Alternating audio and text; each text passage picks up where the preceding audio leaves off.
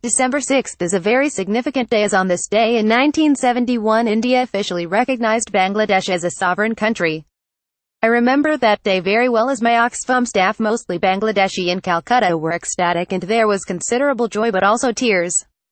There was no actual celebrating as the war was going on, but there was a great sense of victory. Calcutta was under blackout at night, and that night of December 6th I was sitting on the lawn of a hotel and listening to the Pakistan radio English news, which said that the Pakistan Air Force had caused a direct hit on the Calcutta telephone exchange and the Howrah Bridge was floating down the Hooghly, and Calcutta was cut off from the rest of India, having been responsible, in 1971, for the humanitarian needs of about 600,000 Bangladeshi refugees, in over 50 Oxfam-supported refugee camps in all the states bordering India and Bangladesh, and having visited the Rohingya refugee camps in Cox's Bazar district in 2017, I am often asked about my extensive feelings and how I see the future for these people from Rakhine state. In 1971 we knew that all the refugees from Bangladesh wished to return to their homes in Bangladesh after the fighting ceased. They wanted to return home. In fact, they returned home much quicker than we expected, and all the refugees had returned to Bangladesh by the end of February 1972. The Rohingyas do not feel the same way. They have been systematically attacked, tortured and suffered humiliating discrimination on a regular basis since the independence in 1948. There is a record of 21 such armed clearance operations since that year. Why would they want to return home to the Rakhine state? Rohingya refugees living in concrete pipes in Cox's Bazar, Bangladesh, September 20, 2017. Reuters. Cathal McNaughton. In a letter from registered refugees to the Prime Minister, Sheikh Hasina, which was printed in the Dhaka Tribune on December 1, 2017, an extract reads, "The present situation of the Rohingya is the result of joint oppression by the ultra-racist Rakhine and Myanmar military government, through forcible expulsion from their homeland by means of genocidal massacres, discriminations, rape, plunder, killing and burning, destroying religious schools and mosques, and torturing and harassment in the most inhumane manner. Therefore, prior to any refugee repatriation process, the government of Myanmar should accept the following prerequisites and implement them in Rakhine. The prerequisites for repatriation are recognition of the Rohingya as an indigenous ethnic minority of Myanmar, issuance of national security cards to all Rohingya, lift all form of restrictions and harassments such as travel ban, marriage restriction, land and property confiscation, extortion, arbitrary arrest, forced ration collection for army, etc. Stop building model villages and send back all model villagers to their origin. Return all confiscated lands and properties to the original owners. Give assurance for religious freedom. Give access for higher education and provide enough hospitals and medical facilities in northern Rakhine." Apart from UNHCR, Bangladesh, and Myanmar, representatives of the refugees or community leaders should be included in the repatriation dialogue. The Rohingya have been refugees twice. Portions of them were repatriated to Arakan through bilateral repatriation agreements between Rangoon and Dhaka in 1978 and 1992, but it did not provide adequate safeguards to the refugees upon their return, and their problem still remains unsolved. Therefore, we would like appeal to you to pressure the government of Myanmar to accept the Rohingya as an ethnic minority, and to grant citizenship rights before any refugee repatriation process.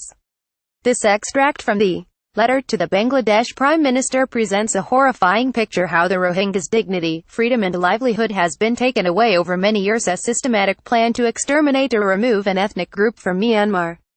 In October this year, as part of a Citizens Commission for investigating genocide and terrorism in Burma, I visited the Kutupalong and Balakali refugee camps at Teknaf. We interviewed a number of refugees who had recently arrived in Cox's Bazar district.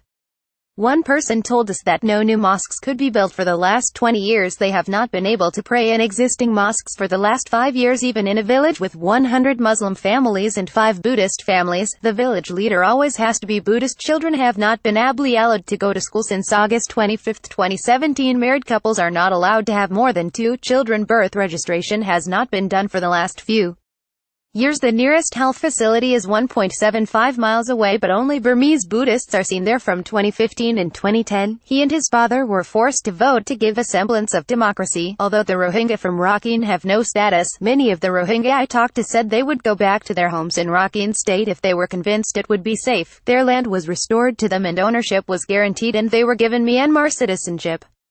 A number of them said that they had brought their land documents with them and so could prove ownership.